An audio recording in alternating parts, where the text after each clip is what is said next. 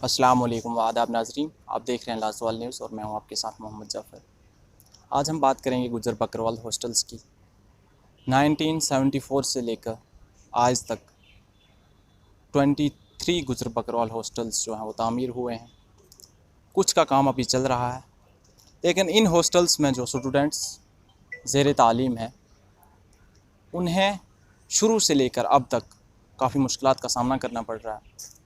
यहाँ तक कि आज तो लॉकडाउन चल रहा है, लॉकडाउन से पहले 2019 नवंबर दिसंबर की बात करें तो कुछ बच्चे अपने हुकूक मांग रहे थे, जिन पे उन्हें टेररिस्ट जैसे अल्फाज का इस्तेमाल किया गया उनके लिए, और उन पर FIR दायर की गई।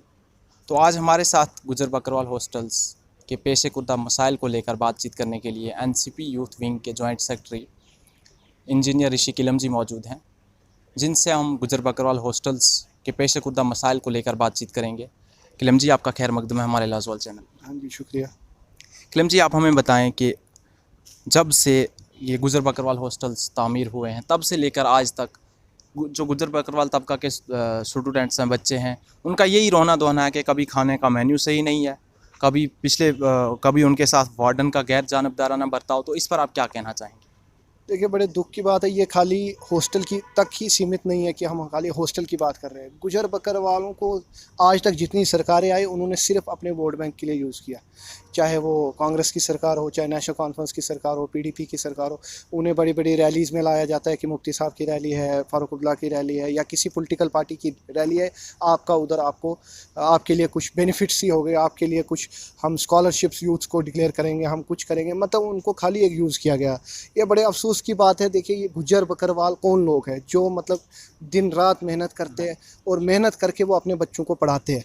तो ये बड़े अफसोस की बात है कि गवर्नमेंट जो है वो इस पे टोटल ही मतलब कोई ध्यान नहीं दे रहे हैं। मैं यही कहूँगा आपसे कि एडमिनिस्ट्रेशन, देखिए सरकारें आती है, वो कुछ फंड्स अलाट करते हैं कि गुजर बकरवाल के लिए हमें 2 करोड़ देना है, 1 करोड़ देना है, मतलब फंड्स जो हॉस्टल्स के लिए।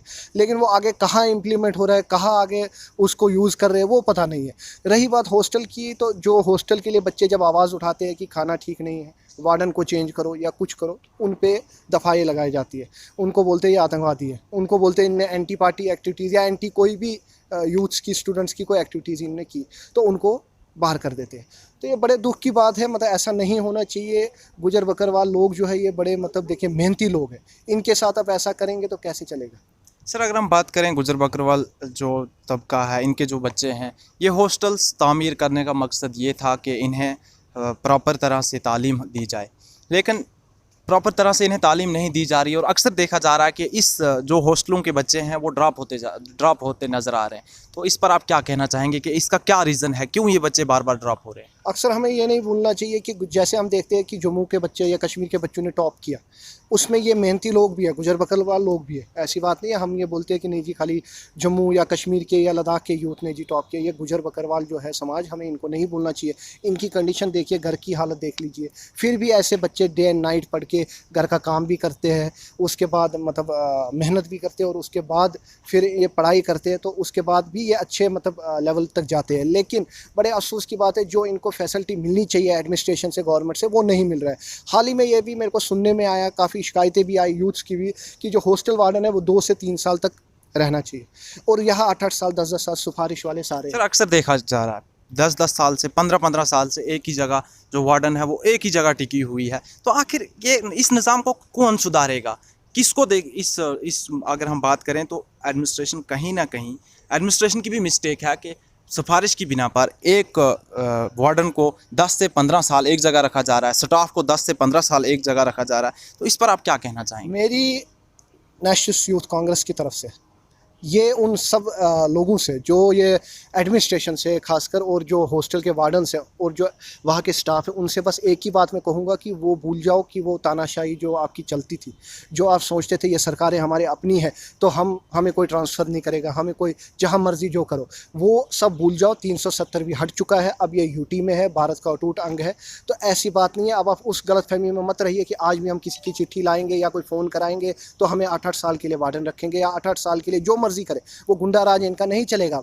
जो अब अगर ऐसा कहीं भी होता है हम इस पे प्रोटेस्ट करेंगे, एजिटेशन करेंगे। और मैं एडमिनिस्ट्रेशन से ऑनरेबल एलजी साहब को ये लेटर भी लिखूंगा कि गुजर बकरवाल हॉस्टल जितने यहाँ है, जितने एक्टिव है, उन पे जांच की जाए, उन पे फंड्स जहाँ तक अभी तक जो भी फंड्स जे गवर्नमेंट ने अलॉट किए हैं उस पे जांच की जाए, वो फंड्स कहाँ जा रहे हैं, कहाँ यूटिलाइज़ हो रहे हैं, कहाँ आप उनको कंप्यूटर्स की फैसिलिटी दे रहे हैं, उनको रहने की खाने की फैसिलिटीज़ दे रहे हैं। हम ये मांग करते हैं और साथ साथ हम ये भी कहते हैं कि जो वार्डन्स, जो वहाँ पे स्टाफ पिछले 8 साल से 5 साल से है, उन पे एक्शन लीजिए कि आखिरकार वो ट्रांसफ़र क्यों नहीं हो रहे, चेंज क्यों नहीं हो रहे। उनको मैं भी बताना चाहता हूँ अभी भी सुधर जाओ, अभी भी वक्त है कि यूथ अब प्रोटेस्ट सड़कों पे आएगा, वो नौबत ना आए, चुपचाप जो है सुधर जाओ, बच्चों को परेशान करना बंद करो। सर, गवर्नमेंट की तरफ से इन बच्चों के लिए क्या कुछ फैसिलिटीज़ दी जा रही हैं और ग्राउंड लेवल पर क्या कुछ पहुंच पा रहा है, इसके बारे में आप कुछ बताना ग्राउंड चाहेंगे? लेवल पे तो आप देख ही रहे हैं बच्चों को क्या फैसिलिटी मिला है, पढ़ाई की। वहाँ वो बच्चों की शिकायतें जो है कि हमें पढ़ाई की फैसिलिटी नहीं है। खासकर मैं ये भी बताना चाहता हूँ कि यहाँ पे भगवती नगर में एक है,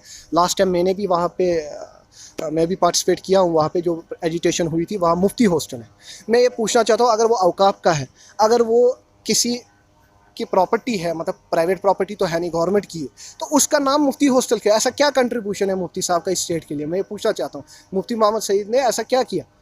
मैं बीजेपी से ये भी कहता हूँ आप शेर कश्मीर का नाम हटा रहे, मुफ्ती साहब ने ऐसा क्या कंट्रीब्यूशन किया है? यूथ्स के लिए क्या किया है मुझे ये बताइए, कश्मीरी पंडितों के लिए क्या किया है? उनने कोई कंट्रीब्यूशन नहीं दिया, कुछ नहीं किया स्टेट के लिए। तो आप मुफ्ती हॉस्टल नाम रख रहे हैं, मुझे कोई प्रॉब्लम नहीं है, लेकिन मैं बता रहा हूँ आपको कि अगर ये इस औकाफ की प्रॉपर्टी है तो औकाफ का नाम रखे, मुफ्ती हॉस्टल नाम क्यों रख रहे हैं आप? मुफ्ती साहब की ऐसी कंट्रीब्यूशन क्या है जे के लिए? उनने कश्मीर के लिए क्या किया है, जम्मू के लिए क्या किया है? सिवाय सियासत के कुछ नहीं किया उनने, कोई कंट्रीब्यूशन नहीं है, कोई स्कूल कॉलेजेस नहीं बनाए, कोई कुछ भी नहीं किया। कश्मीरी पंडित 30 साल से सफ़र कर रहे हैं, मुफ्ती साहब कभी कोई कैंप नहीं गए विजिट करने के लिए, कश्मीरी पंडितों का दर्द देखने नहीं गए, और आज बोलते हैं कि ये मुफ्ती हॉस्टल है, ये फलानी है, और शेर कश्मीर का नाम आप हटा रहे हैं। हमें कोई प्रॉब्लम नहीं है, वो आपको देखना है, लेकिन फिर डिस्क्रिमिनेशन ना करें। यहाँ पे मैं बीजेपी से भी कह रहा हूँ, डिस्क्रिमिनेशन क्यों करते?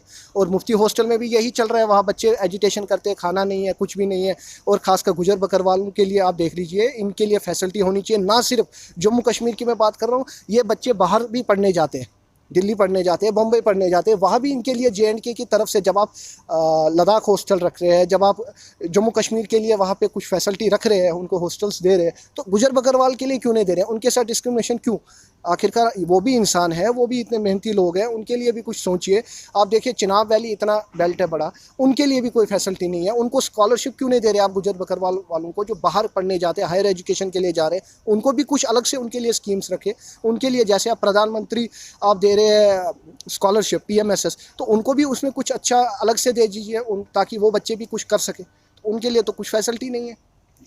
तो अब आप एडमिनिस्ट्रेशन से क्या अपील करना चाहेंगे कि किस तरह से इस निज़ाम को सुधारा जा सके? एडमिनिस्ट्रेशन से मेरी एक ही रिक्वेस्ट है, खासकर गवर्नर साहब से। देखिए गवर्नर साहब हर जगह तो जा नहीं सकते, लेकिन मैं रिटर्न में भी आज उनसे लेटर लिखूंगा उनको कि जितने भी गुजर बकरवाल हॉस्टल है, आप पर्सनली एक टीम वहाँ पे रखिए जो वहाँ विज़िट करें।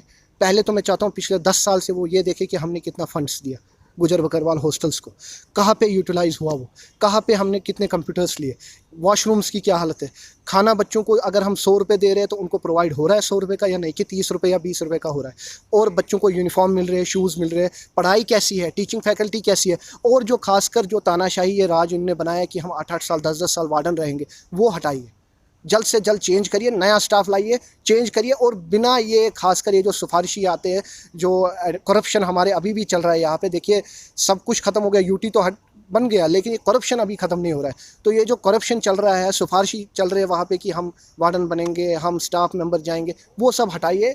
LG साहब से मैं आज लेटर भी लिखूंगा, और मैं मांग करता हूँ बाकी पॉलिटिकल पार्टी से भी ये डिमांड करता हूँ कि बच्चों का भविष्य देखिए, गुजर बकरवालों की तरफ देख लीजिए, ना सिर्फ अपनी सियासत करें, उनकी तरफ भी देखिए, उनकी क्या कंडीशन हो रही है, वो पढ़ाई में भी उनको दिक्कत हो रही है उनके लिए। बाकी जो देखिए अभी कोविड-19 है, इसमें भी उन्होंने बरकरार अपना साथ दिया, दूध सप्लाई बंद नहीं की, उनने हर चीज़ जो उनसे बन पाया वो किया। हम सिर्फ उनको सियासत लीडर, जो पॉलिटिकल लीडर है, वो खाली उनको यूज़ करते हैं, उनको लाते हैं, किसी पॉलिटिकल रैली हो कुछ, उनको बसों में भर के लाते हैं, आओ जी आपके लिए हम वहाँ स्कीम्स देंगे, आपके लिए वो करेंगे, ये करेंगे, कुछ नहीं करते। उनको लाते हैं, बोलते हैं आप जिंदाबाद करो।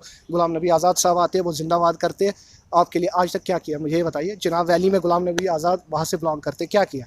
मैं आप ही से पूछना चाहता हूँ, जम्मू के लोगों से पूछना चाहता हूँ, क्या डेवलपमेंट की?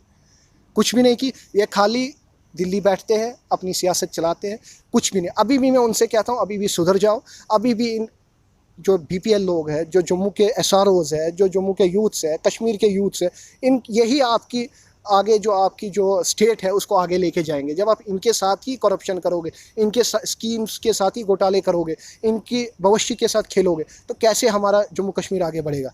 मैं इन सियासी लीडरों से भी ये कहना चाहता हूँ, सियासत बंद करो, इनकी तरफ भी देखिए। अभी तक क्यों नहीं किसी लीडर ने गुजर बकरवालों के लिए कुछ कहा है? आप ये बताइए, कोई स्कीम्स उनके लिए भी होनी चाहिए। कोविड-19 में क्यों नहीं किसी ने उनके लिए कुछ कहा? कुछ भी नहीं, क्योंकि उनको उनकी ज़रूरत सिर्फ वोट बैंक के लिए है। जब वोट बैंक होता है, रैलीज़ है, उस टाइम गुजर बकरवाल याद है। अभी भी मैं रिक्वेस्ट यही एडमिनिस्ट्रेशन से करूंगा कि उनकी तरफ भी ध्यान दे।